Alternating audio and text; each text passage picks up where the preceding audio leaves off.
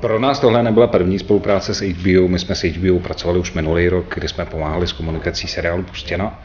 A pro nás to znamenalo, že se na nás obrátilo HBO tentokrát ze regionu právě s propagací nového seriálu Big Little Lies, který v češtině byl uváděný jako sedmilářské.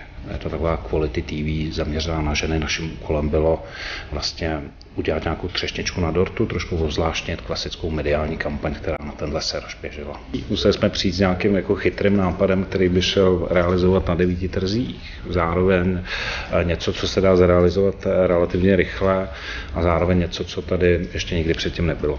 K tomu jsme zvolili LinkedIn, kde jsme si našli ženský, který nám zapadají do tohoto konceptu a zároveň díky jako dodatečným informacím jsme byli schopni identifikovat, kde pracují, pro jakou firmu a kde ta firma fyzicky sedí. Tak jsme si říkali, vlastně nejjednodušší, co můžeme udělat, je opravdu přijít s růžovou obálkou, kterou navoníme parfémem, navoníme jim Chanelem.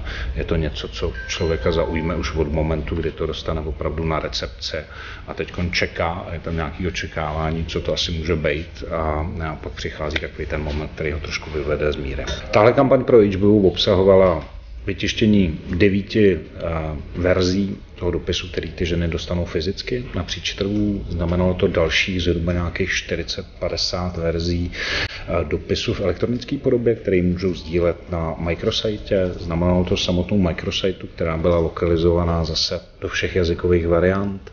Znamenalo to přípravu dopisů pro jednotlivé trhy, ať už dopisů, který se fyzicky odesílali těm ženám nebo partnerům jednotlivých HBO offices v těch regionech a znamenalo to spoustu práce, spoustu možných zádrhelů, které při tomhle vznikají.